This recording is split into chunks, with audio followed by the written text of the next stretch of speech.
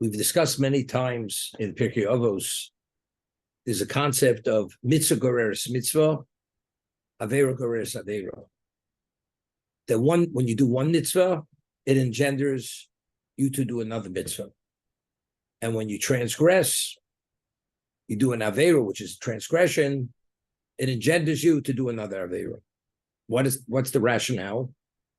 So Rav Chaim Volozhiner, in his work, Nefesh HaChaim, writes, based on the Zohar, that when a person does a mitzvah, it generates a spiritual force, a very positive force.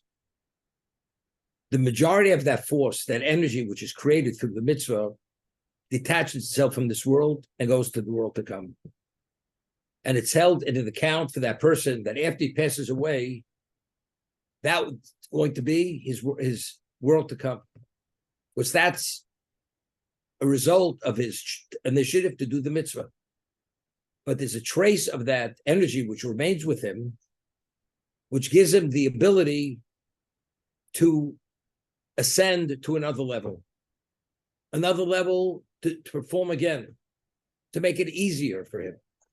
Normally we have challenges, but because you have this energy, which is a trace of what you previously done, that emboldens you and gives you that ability to overcome certain impediments which you normally may have not had the ability to overcome them. That's the concept, mitzvah goreres mitzvah. One mitzvah engenders another mitzvah. And God brings you the opportunity to be able to do the other mitzvah. Avera goreres avera means when you sin, it generates a negative energy. That negative energy removes itself from its existence, and it's kept in a certain location, which ultimately, if you don't somehow vaporize it and destroy it, that's Gehenna. That person ultimately will have to deal with that energy which he created through his sin. There's a trace of that negative energy which remains behind him, remains with him, and that draws him to do more of the same. It's like a person, God forbid, takes a drug, has a foreign substance in his body, because he has even traces of that, it causes him to crave more of the same. The same thing, this negative energy, which is a result of sinning, causes him to crave more of the same, and that brings him to sin again. That's the concept, avera goreres avera. One sin engenders another one, and one mitzvah engenders more of the same.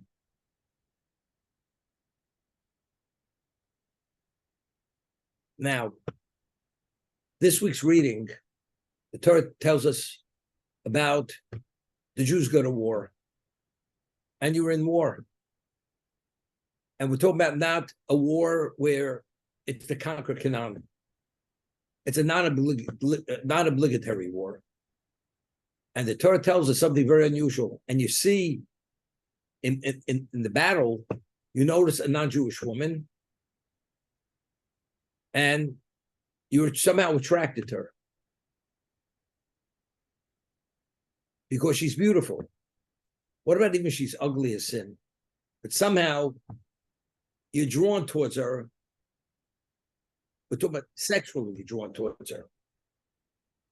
Now, who goes to battle? Only the so-called the cream of the crop, righteous ones. These people who are all tzaddikim, they're out in the battlefront, and they notice a non-Jewish woman, either because of her beauty, they're attracted, or because, for whatever reason, she's a female. And the Torah allows you to engage with her sexually in the battlefront, although she's not your wife, although she's not Jewish, as long as you have in mind to bring her back, to consider her as a wife. Torah allows this. And the Torah, there's a whole process. It's called Eshes Yifas Torah, the wife of the beautiful woman, And even she's not beautiful. And then there's a process.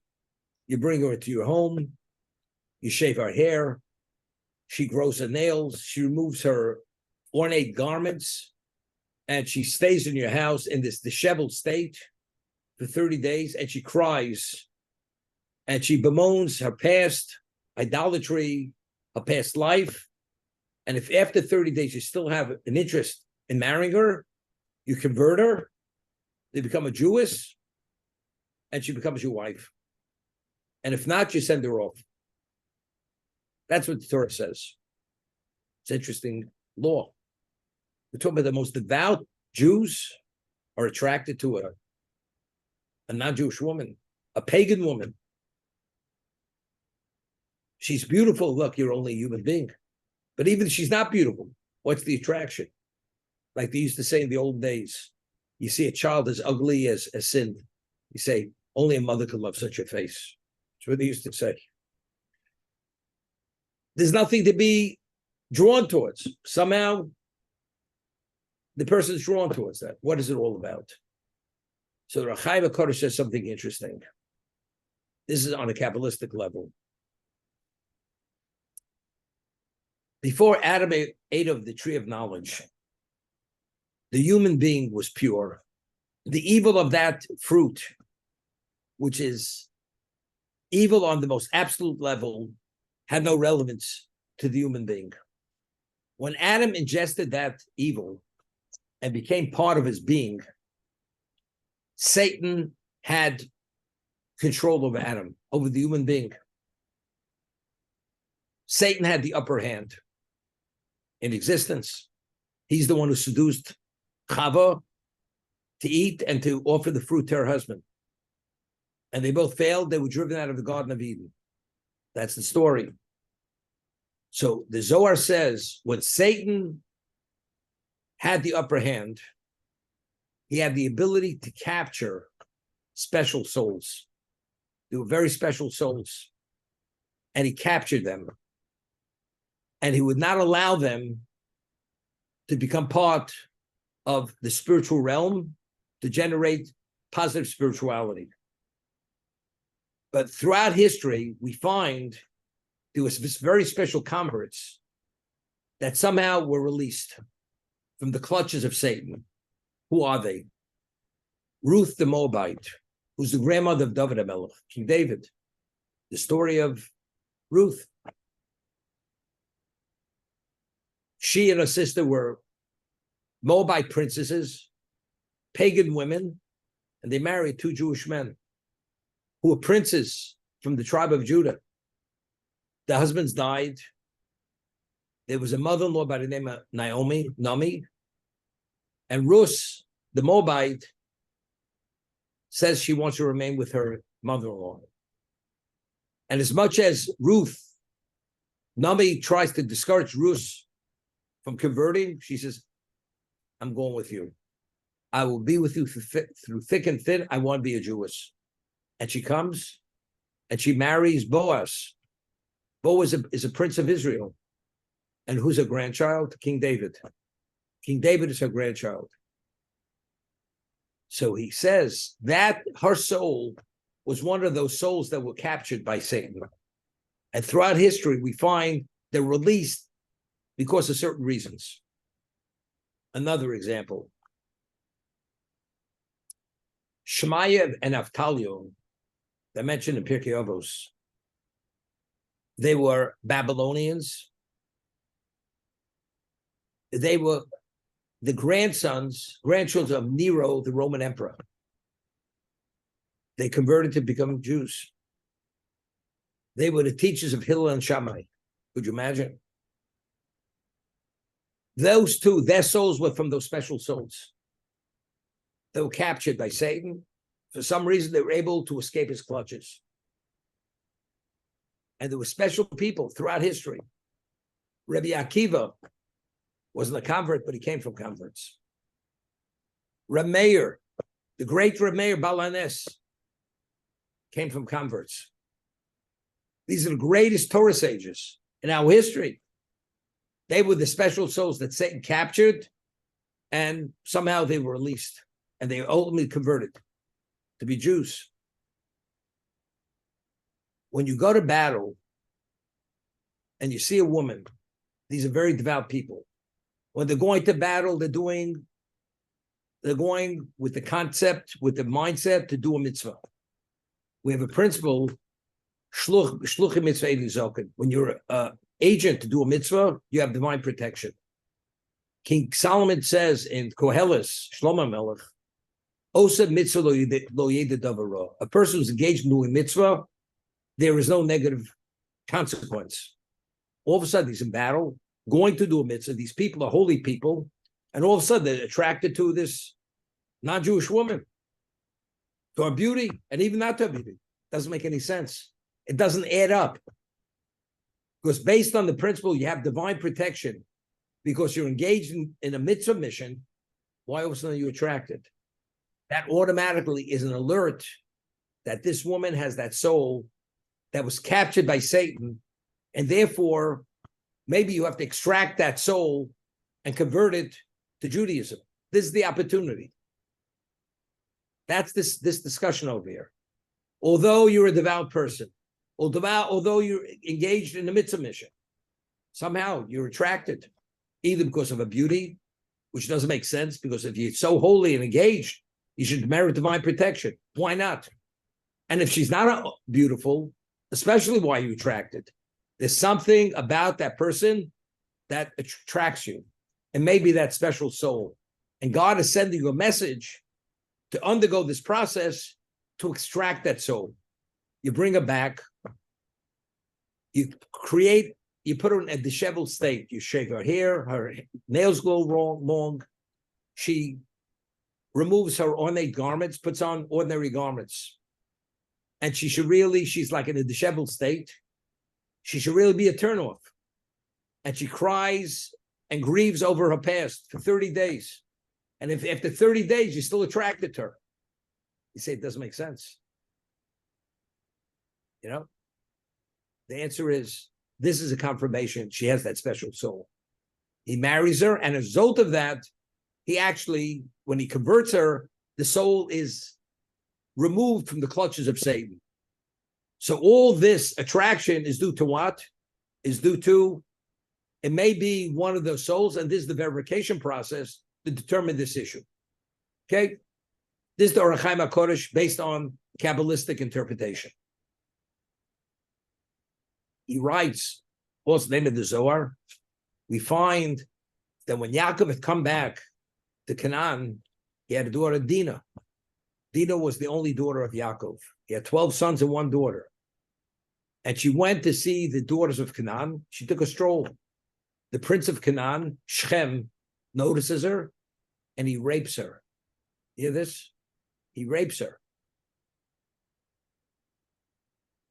And what follows, there's a whole story.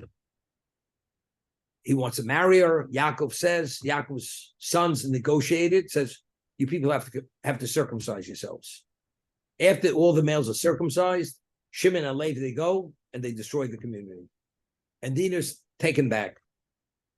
So over there it says, when Shechem seduced Dinah, he says, the land here is an expansive land. It's Rachvas Yodayim. Rachvas. That's the words. Rach means expanse. It's an expansive financial opportunity.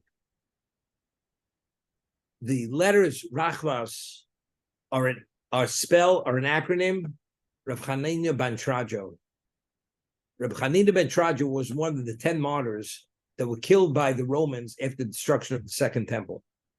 He was burnt at the stake with the Sefer Torah wrapped around him. Shechem, he says, it's not only the person that has the soul that was captured by Satan, you could have that the soul of that person is a contaminated soul. But within that soul, attached to it, is that pure soul. So sometimes you could detach the pure soul from the impure soul. This is all based on the Kabbalistic writings. Here.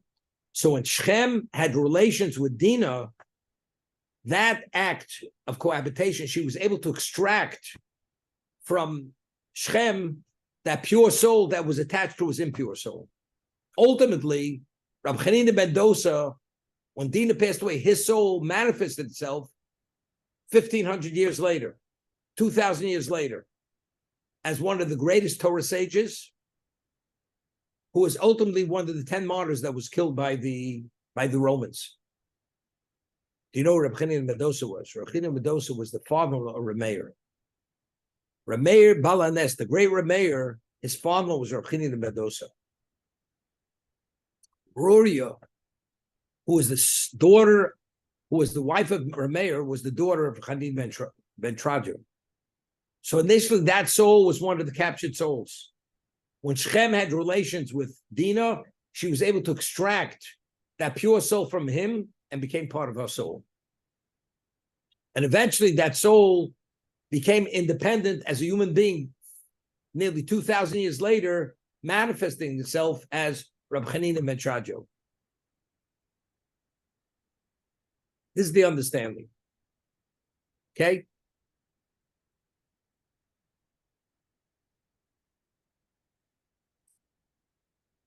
The Torah juxtaposes this story of the captive woman. It's juxtaposed to the law of the rebellious son. It's called Ben Sora Mora. Person has a son, rebellious, he's 13 years old. He steals from his father, his parents. He buys meat, he buys cheap wine, and his parents are worried. You know, this behavior pattern is a little worrisome. To steal from your parents and to go buy wine and meat, and you socialize with a bunch of vagabonds. You're hanging around the wrong crowd. So they go and report it to the Bezdin, to the rabbinic court. They called the boy in. He's 13 years old. And they said, you know, this behavior is not acceptable.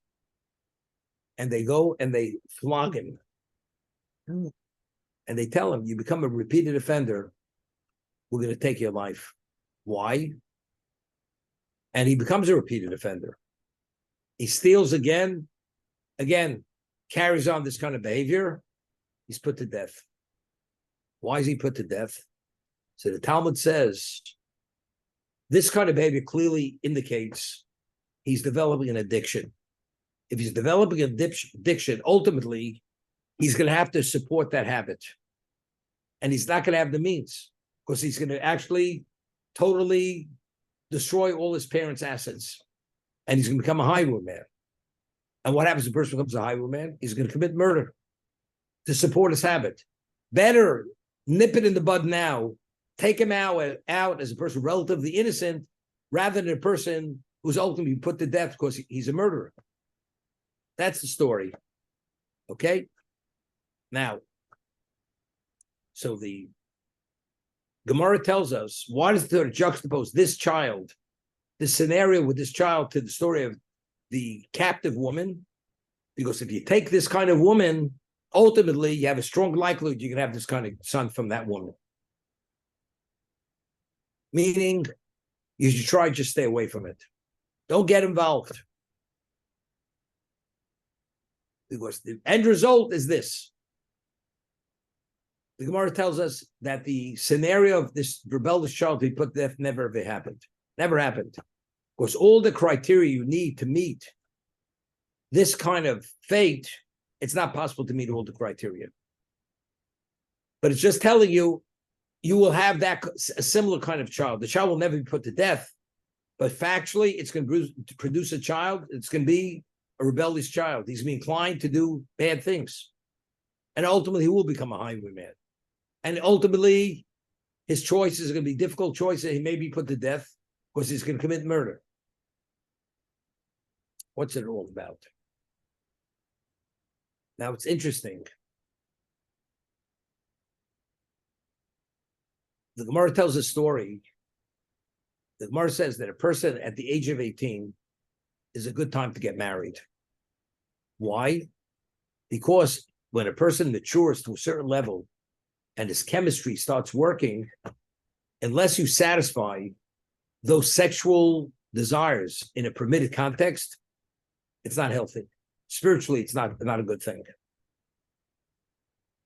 So there was one of the great rabbis of Talmud. He says, I got married at the age of 16, and I shot Satan between the eyes. I preempted him. He prided himself. I preempted Satan. So his colleague said to him, you know something? You shouldn't say that. Because when you start sparring with Satan, ultimately Satan's going to come after you and he's going to win the game. You don't play with Satan. Don't pride yourself that you beat Satan, because if you pride yourself, he's going to show you that he's going to beat you. Okay? Now, this Ben Sora Mora, this story over here, what happened? You took the soul out of the clutches of Satan. So you beat Satan. Really, you don't beat Satan. It's so simple. Satan says you're going to pay in spades for this. You know what kind of charge you're going to have from this kind of woman? That you took her out of my clutches. You can have a son that you can have plenty of aggravation with. He's going to give you angst.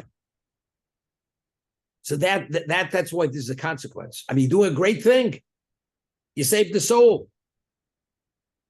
A soul that was captured by Satan at the time of the sin of Adam. Now you're recouping it. But still, Satan's not happy. I'll give you the example. We find on Yom Kippur, one of the sacrifices we bring, the two goats that are in the temple, in the sanctuary, and lots are drawn. One lot goes on one of the goats, says that's brought as a sacrifice in the temple, in the Beis Hamikdash. The other one, goat, it says Lazozel, it's thrown down a mountainside and dismembered. What is it all about? Why is it? And when you throw them down the mountainside, it atones for all the sins of the Jewish people. So Nachmanides explains over there, Ramban, that, Satan is the prosecutor of Jewish people. Yom Kippur is the only day that he doesn't prosecute. Why doesn't he prosecute? Because God doesn't let him prosecute. But factually, he wants to prosecute, and he's plenty to say. Plenty to say. And if he, God forbid, starts auditing the record, it's over. Because no record is perfect. And that activates the attribute of justice. So what do we want to do? We want to distract him. And he explains it with an allegory. A king makes a banquet for his most inner circle of his compatriots. And there's a certain element of slaves that he has, servants, that if you keep them out, they're going to disrupt the meal. So what do? You send portions, you prepare portions, and you say, something, about 20 miles from the palace, we're going to have a banquet set for you. Go out, have your banquet there. Because there's a concern, if you keep them out and they don't feel that you acknowledge them at some level, they're going to actually disrupt the banquet. So you give them a few crumbs elsewhere, they're not going to disrupt the banquet. Prosecutor wants to prosecute Satan. All the nether forces, what is the location of the nether forces? In the location which is desolate. Desolate. That's the desert. You send that goat out to the desert. It's not a sacrifice. It's an acknowledgement. We're acknowledging you. This is your affair. This goat carries all the sins of the Jewish people. This is your accomplishment. This is what the havoc you brought on Jewish people. You take it. As a result of that, Satan is silenced, that he doesn't interfere and he doesn't prosecute. It's throwing him a bone, closing his mouth. That's the idea. Because if you don't satisfy him, he's going to come back at you with a vengeance. That's why God created the world. Over here, God says, you're saving a soul. You're going to capture the soul from the clutches of Satan. But ultimately, he's not going to keep quiet about this. The child that's going to be born from that woman is going to be a rebellious child. And we're going to see the Midrash in a moment. Absalom, his mother was taken by David as a woman that he saw in war. She was a princess. Avshalom was the child of that woman. And that's why Avshalom ultimately plotted to assassinate his father, to kill his father. And there was a war. Tens of thousands of people died because of that war. This is the havoc Satan brought upon the Jewish people because David had taken this princess in war as this beautiful woman and he married her. But that's not the point I want to make. The Medrash says over here that ultimately, we had read in last week's reading that when the Jews came to Canaan, they had to set cities of refuge. What is the purpose of city of refuge? There were 3 cities of refuge in Israel proper, and there were 3 cities of refuge on the Transjordan side. That if a person kills inadvertently, you flee to that city of refuge, and the avenger of the blood cannot go and take revenge to kill that person. What about a person killed deliberately? And he wants to flee to that city will not protect him. It's only people who killed inadvertently. So when the Torah speaks about the deliberate killer, it says, a person who hated his fellow, and as a result of that, he laid in ambush and he killed him. That means deliberate murder. He's put to death. So the Medrash asks, what do we have to give the whole background?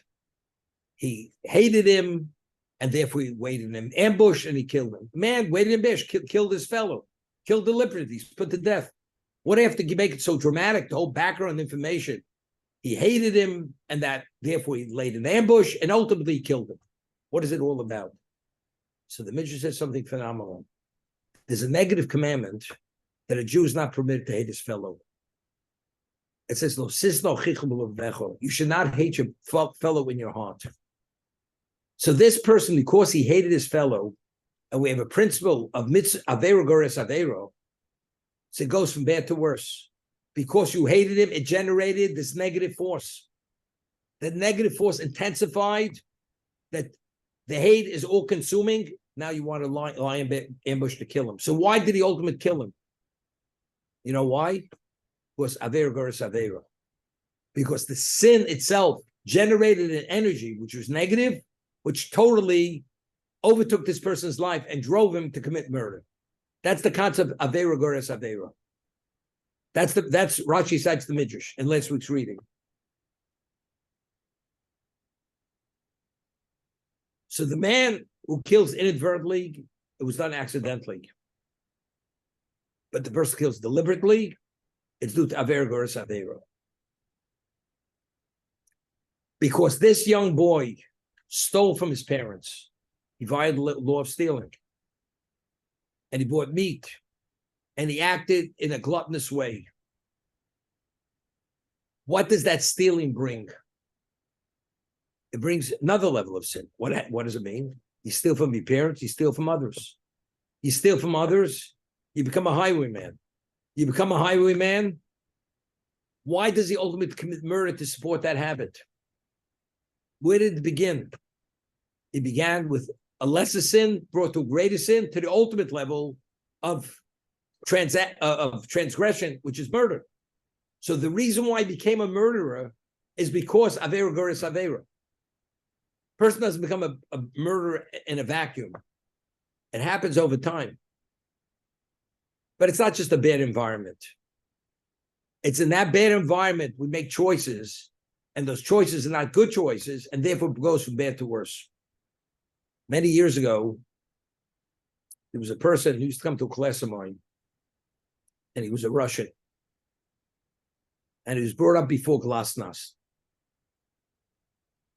And ultimately, he came to America, and he became a Baal Tshuva, became observant. So he asked me a question at one of the classes. In Russia, you were born in an atheistic society, how do these people have any level of culpability if they never had a chance to believe in God? That's the question he asked me. Now, I once mentioned the name of Rabbi Chanan Wasserman, Zecher Tzaddik Livrocha, a person who's a curator in an art museum. When he sees a Rembrandt, he could appreciate the genius of that master because he has an understanding of what that is, what greatness is as a painter. And what he could put on that canvas, nobody could put on that canvas. When we look at this existence, you see the galaxies, you see the sun and the moon, you see the seas, you see the species, you see the vegetation, You see the forests. How is it possible to say that this came about through the Big Bang? This happened by itself. How's it possible? Somebody just got awarded in the architecture. They built a 190-story building on 57th Street. It's not 190 stories. And it's getting the award for art. They said, he built it, this architect. He had a little matchbox. He struck the match. Big Bang, 190-story building, fully furnished, with every amenity, unbelievable. With saunas, everything in that building. Everything was in there. They say, are you out of your mind? You know what that cost? Just the materials to mass the materials. It takes years to build it. He struck a match, it happened. It's not the way it works. You look at this world and you say, it evolved. It evolved with such precision. I mean, anybody who is rational and intelligent, could you say such a thing? But yet, very intelligent people say, it evolved. The Big Bang. And we're just mouthing words which seem to be absurd, but yet we mouth them. And people embrace it. People say it. Take it. Why? So what I said to this person who asked me this question, this Russian, I said, in Russia, how do you survive? In the system of communism, it was impossible to survive. The amount of money they would pay you when you worked in a factory was so below the livable wage, you couldn't survive on it. So what do people have to do? They resorted to many things to be able to make ends meet. They worked in a factory, they would steal the product. They would steal plumbing. It was really a society which became, they were forced to become thieves. Everybody was stealing, everybody was lying. Everybody was doing things because you couldn't survive otherwise. But what were they engaged in? They were engaged in sinful behavior. So when you steal, and you have no right to steal, and you lie where you have no right to lie, what are you doing? You're generating negative energy. You know what that negative energy does to you? It creates a blockage. So even what's obvious, it's like your nerve endings are desensitized. We lose sensitivity. We can't. It doesn't allow us to internalize certain things which we should internalize. So what's absurd is not so absurd any longer, because it cannot penetrate us. That's exactly. But if a person, despite all that, a person retains and maintains his status of integrity, he doesn't lie, he doesn't steal, and he's pristine in his behavior, when he looks at the world, he sees God. Despite the fact it's an atheistic society, you cannot deny God's existence when you look at the world. These people, they have cataracts. Where did the cataracts come from? From all the sins that they do, the non-kosher, the stealing, the lying, the embezzlement, that puts that cataract over the eye, and it keeps getting thicker. And barely any light penetrates that thick membrane, and therefore they don't get it. And everybody says, yeah, it's an evolution. And there's no God. Otherwise, you cannot deny that reality. This person, because he stole from his parents, he bought meat, repeated offender. He was warned. So it becomes much more deliberate. And he continues. He's building a cachet of what? Of terrible things. They say that certain foods, carcinogenics, talking Larry's language, carcinogenics are cumulative. Person doesn't die right away, but over time, it's cumulative. And when you have enough of it in your body, God forbid, it could cause cancer cells. It's known that if you cook with aluminum, ultimately, it could cause Alzheimer's.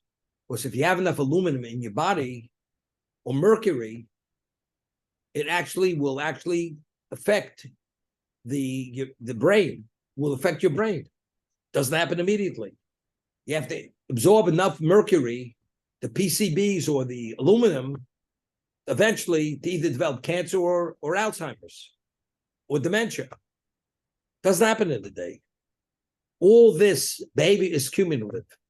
The negative energy grows and develops and advances itself, which ultimately it shuts your systems down.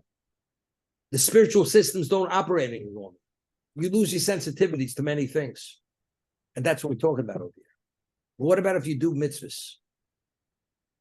You continue activating your spiritual nerve endings, and they become more acute and more sensitive and more advanced, and they're able to sense things that most people can't sense, because you're continuously increasing that energy level, the positive energy, which causes they should be healthy and thriving and powerful. And therefore, as much as you have, you always want to do more.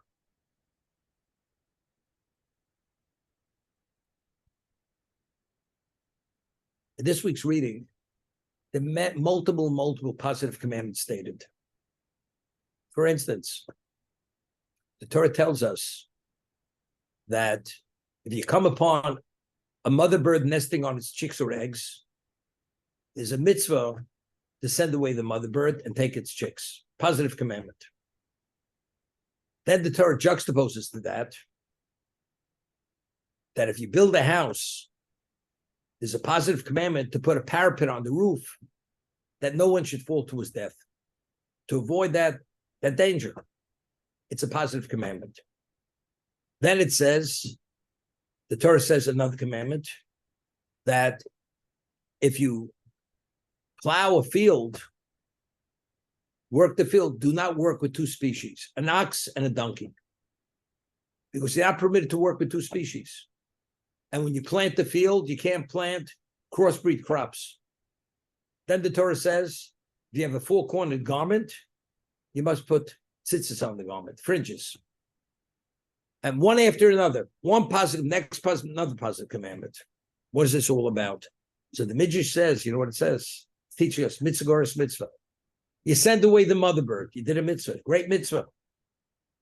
The Torah gives you an opportunity to do another mitzvah. What's the mitzvah? Put a parapet on the roof. But you don't have enough money to build a house to have a roof. Hashem will provide you with the means to build a house to have a roof. So mitzvah goras mitzvah doesn't only mean you doesn't know the mitzvah, but you have to have the context to be able to do the mitzvah. You don't own the house. Hashem will give you the house, the financial means to build a house, and put a parapet on the roof. Okay? You did a mitzvah. Now God says, you know something? Because you did a mitzvah, now you can have a mitzvah not to work with two species of animals. I don't own an ox, I don't own a donkey. And I don't own the field. God says, you know something? To be able to do that mitzvah, I will give you a field. I'll give you the means to have a donkey and an ox. So you shouldn't be able to violate that law. And you do it. And you observe it. All of a sudden now, you have a new mitzvah. Four-cornered garment. The man buys in a used clothing store, you know. Can't afford a four-cornered garment. Hashem says, you did a mitzvah, I will give you the means to be able to purchase that four-cornered garment. So mitzvah goras mitzvah means, of course, it means to do the mitzvah. But unless you have the means, the context doesn't exist. So when one brings the other, God gives you all the context to be able to fulfill that mitzvah. Otherwise, there's no context.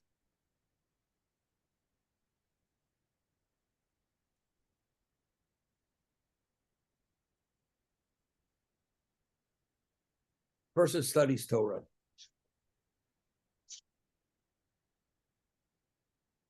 King Solomon says, and David Mel says, Mesuk midvash, Torah is sweeter than honey. David says, Tovli Torah sprich ma'alfi zov v'chesef. It has greater value than thousands of talents of gold and silver.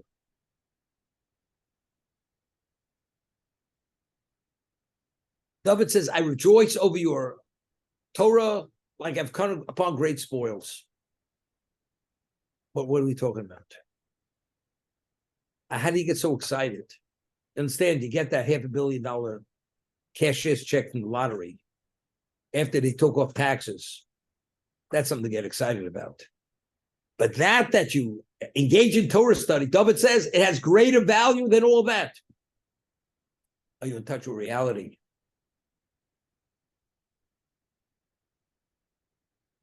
But Jen said David wasn't born yesterday. David understood it better than most people. David was a warrior. He conquered Israel. He had a victory in every battle. He was a person who was a prophet, author of Psalms. And he says, I want to tell you what it's all about. There's nothing more enjoyable and value-wise than Torah itself. I'll give you an example. Lahavdil, Elef Abdolos. I never went to Hawaii. Maybe some of you guys went to Hawaii. Today, I'm not sure you want to go to Hawaii. You know, you may pick up the embers. But it was something, it was like paradise. The lushness, the beauty of the setting there, the ocean, the mountains, the vegetation was not to be believed.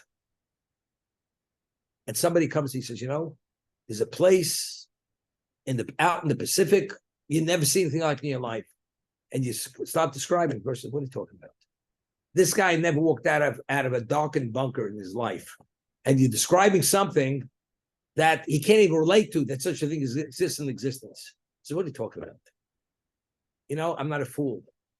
I mean, you know, aren't you ashamed of yourself telling me such lies, such tall tales? First, I'm not telling you a tall tale. It's a reality. You have to be there to know it. You have to experience it to appreciate it. You got it. David was there and he had the capacity to appreciate it. Therefore, he says, it's sweeter than honey. Its value is more than thousands of talents of gold and silver.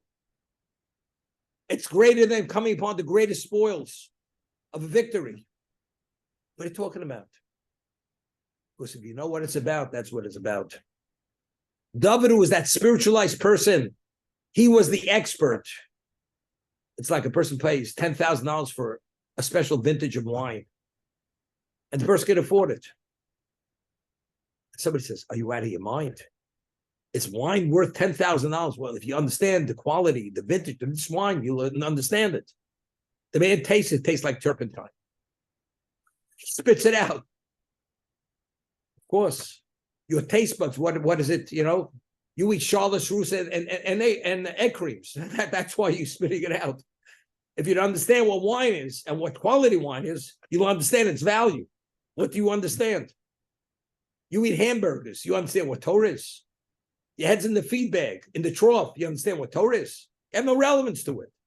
David, whose head was not in the trough, but it was only singing God's praises, and every choice he made was only to glorify God. He had a capacity to process what Torah was. So he says it's greater than all the material combined. And that's what it's all about. That's all mitzvah geras mitzvah. Was the energy continuously grows, and you become enthralled, and you become empowered, and you're taking off like a rocket. That's who these people were. Otherwise, we're lethargic. We had a case at Shai Gold's office many years ago. I think Larry was there. A certain person comes, and Robert Hattie is one of the Yad Avram people from years back. He was an Englishman. He brings a friend to the class first time. Not going to mention the guy's name. He was a real estate agent. Naturally, he was in his 50s at the time, maybe 40s. And he says, what's the class about? I said, it's Torah class. It's about, you know, Jewish philosophy, the Bible, this, that. He says, you know, I've never attended such a class. He says, you know, I hope I don't overdose on Torah. That's the comment he meant. First time I ever heard such an expression, overdosing on Torah. 15 seconds into the class, the guy was out cold. You understand? What's this guy's capacity? If he'd go to the opera, I'm not sure, Lahavdil, I'm not sure he'd be out cold. He'd be looking around at all the rich people. That's probably the reason what he'd be doing at the opera, with his opera glasses. Or maybe they have earplugs, because, you know, it's too shrill for him. As it is, he's losing his hearing at 45. Just have a wife. Okay, we're going to stop here today.